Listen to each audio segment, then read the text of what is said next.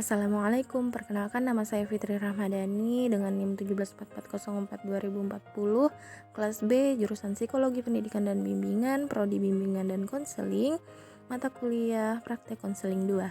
Video ini dibuat untuk memenuhi tugas mata kuliah Praktek Konseling 2 yang dimana tugasnya adalah analisis kasus dan praktek konseling. Jangan lupa simak baik-baik ya. Nah, mari kita mulai dengan analisis kasus terlebih dahulu. Langkah awal yaitu identifikasi siswa. Nah, di sini ada siswa yang bernama Indah, tempat tanggal lahir Makassar, 22 Juni 2006, agama Islam, alamat Perumnas Sudiang, sekolah SMA Negeri 22 Makassar, kelas 10 IPA 4, dan dia merupakan anak pertama. Nah, yang kedua itu identifikasi masalah. Nah, setelah melakukan observasi dan wawancara, maka ditemukan permasalahan yang dialami oleh Indah, yaitu dia merasa dikucilkan oleh temannya akibat dia tidak memberi contekan pada saat ujian.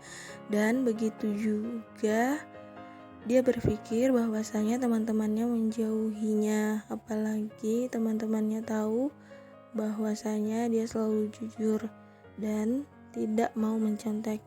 Hal ini semakin membuat Indah merasa sedih dan sering menyendiri di kelas. Tahap ketiga yaitu diagnosis. Nah, saat bertemu Indah, saya mewawancarainya mengenai masalah yang dihadapinya, yaitu dia merasa dirinya dikucilkan oleh teman-temannya di kelas. Gejala yang dialami yaitu dia suka menyendiri, melamun, dan juga sedih.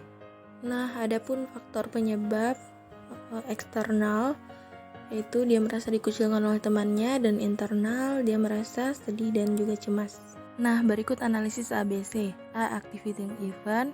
Dia sering merasa dirinya dikucilkan oleh teman-temannya. B. Belief, menganggap bahwa dirinya tidak memiliki teman dan dikucilkan. Dan C adalah consequence, sering melamun, sering menyendiri, dan sering terlihat sedih. Tahap keempat yaitu prognosis. Jadi setelah melakukan diagnosis, maka tahap selanjutnya yaitu tahap prognosis. Pada tahap ini saatnya kita menentukan bantuan apa yang ingin kita berikan kepada siswa tersebut. Nah, di sini saya akan memberikan bantuan berupa konseling individu. Nah, tahap terakhir yaitu prognosisi. Setelah melakukan prognosis, maka tahap selanjutnya adalah prognosisi, yaitu menentukan teknik bantuan yang dapat diberikan kepada siswa tersebut. Adapun teknik yang saya berikan di sini adalah pendekatan behavior kognitif dan teknik restructuring kognitif. Nah, analisis kasus sudah selesai. Mari kita masuk pada tahap inti, yaitu praktek konseling. Selamat menonton. Assalamualaikum. Waalaikumsalam. Oh, Indah, silakan masuk. Oh iya, Bu. Silakan duduk. Iya, Bu, terima kasih. Oh, ini Indah anak kelas 10 IPA 4 itu ya? Iya, Bu. Indah sebelumnya sudah pernah ke ruang BK? Belum, Bu. Ini pertama kali saya ke ruang BK. Jadi pertama kali ini ya, baru mau konseling dengan Ibu? Iya, Bu. Oh ya, kalau begitu, apakah Indah sebelumnya sudah tahu apa itu konseling? Belum, Bu. Iya, jadi di sini Ibu akan memberitahu Indah bahwasanya konseling itu adalah suatu layanan profesional ya, layanan tatap muka ya, proses tatap muka seperti ini untuk membantu si konseling itu menyelesaikan masalahnya. Dan di dalam konseling itu terdapat banyak asas-asas. Yang pertama itu ada asas kerahasiaan. Nah, jadi Indah bisa menceritakan ya masalah Indah ya, karena menjaminnya kita pasti akan merahasiakan. Terus yang kedua itu ada asas kesukarelaan. Jadi Indah bercerita ya tanpa ada paksaan, seperti itu. Jadi ceritakan saja. Nah, jadi yang ketiga itu adalah asas keterbukaan ya. Jadi Indah silahkan menceritakan semua masalah Indah ya, yang Indah ingin ceritakan. Nah, bagaimana? Apakah Indah sudah paham? Iya, Bu, sudah paham. Bagaimana kabarnya? Sebenarnya saya sedang tidak baik-baik saja. Ya, baiklah. Jadi kalau begitu saya akan memberikan waktu ya, kurang lebih 30 menit ya, untuk Indah bercerita kepada Ibu. Gitu, Bu. Saya memiliki masalah tentang nilai.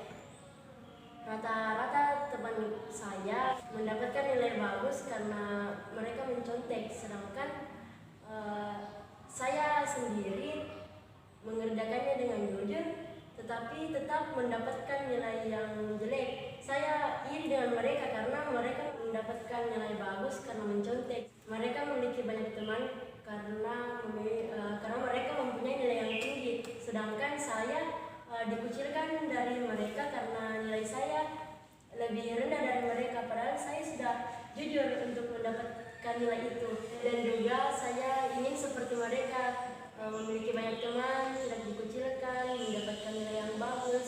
Tetapi diri saya mengatakan itu sebenarnya tidak boleh, mencontek itu tidak bagus. Jadi saya bingung Bu harus bagaimana. Itu masalah saya Bu. Oh, jadi Indah memiliki permasalahan di mana Indah itu merasa terkucilkan karena Indah sudah jujur mengerjakan nilai ujian, tapi nilainya berbeda dengan yang lain. Nilai Indah lebih rendah daripada teman-teman Indah yang mencontek. Iya Bu, saya merasa dikucilkan. Jadi Indah sekarang merasa bagaimana caranya Indah mau punya nilai tinggi dengan mencontek juga, seperti itu ya? Iya Bu. Jadi seperti itu ya permasalahannya. Baiklah, bagaimana perasaan Indah ketika Indah dikucilkan? Merasa sedih. Nah, ya merasa sedih. Ya, jadi Indah merasa bahwasanya Indah dikucilkan dengan teman-temannya. Iya Bu. Lalu ketika dikucilkan apa yang Indah lakukan? Saya biasanya menyendiri di kelas karena pemikiran saya itu saya dikucilkan karena ketika saya mendekati mereka, mereka juga menjauh dari saya. Oh, seperti itu masalah yang Indah hadapi. Baiklah, dengan permasalahan seperti itu tadi, saya akan memberikan teknik konseling ya yang bernama strukturing kognitif. Jadi, strukturing kognitif itu adalah di mana ya saya akan membuat pemikiran Indah menjadi pemikiran positif, ya, mengubah pemikiran negatif menjadi pemikiran positif, ya. Kan pemikiran negatif Indah adalah Indah merasa dikucilkan, seperti itu ya. Ya, apakah Indah merasa dikucilkan setiap hari? Tidak Bu, saya dikucilkan hanya saat ulangan saja. Nah, jadi berarti pada saat ulangan saja ya Indah dikucilkan sama teman. Ya, karena Indah tidak mau memberi contekan kepada temannya, seperti itu ya. Iya Bu. Jadi kalau hari-hari lain bagaimana? Teman-teman Indah menemani Indah tidak dikucilkan kan? Iya Bu. Nah, berarti pemikiran Indah merasa dikucilkan itu adalah pemikiran yang negatif. Ya, baiklah, jadi Indah tidak perlu merasa sedih ya, karena itu hanya pemikiran Indah saja yang merasa dikucilkan. Dan lagian Indah juga punya banyak teman kan di sekolah. Iya Bu. Oh iya Bu, berarti saya harus berpikir positif bahwasanya saya tidak dikucilkan. Iya, bahwasanya Indah itu tidak dikucilkan sama teman-teman Indah. Itu hanya perasaan Indah saja. Jadi kedepannya Indah bisa ya berpikir lebih positif lagi, ya, dan pertahankan kejujuran itu ya. Tetap ulangan, jangan memberi contekan kepada teman, ya, dan jangan merasa dikucilkan lagi. Ya, jadi seperti itu ya. Iya Bu. Nah, jadi bagaimana perasaan Indah sekarang? Apakah sudah tidak sedih lagi atau bagaimana? Sekarang saya lebih lega, tidak sedih lagi dan harus selalu berpikir positif. Iya, jadi itu yang harus Indah lakukan ya ke depannya. Ya, mungkin itulah ya solusi yang mendapat Ibu berikan kepada Indah. Iya Bu. Ya, mungkin itu saja. Mungkin Indah mau masuk kelas ya. Iya Bu. Sudah mau jam pelajaran juga. Oh iya Bu, baiklah, terima kasih. Sekian video terkait analisis kasus dan praktek konseling dari saya. Terima kasih sudah menyimak dan menonton sampai selesai. Wassalamualaikum.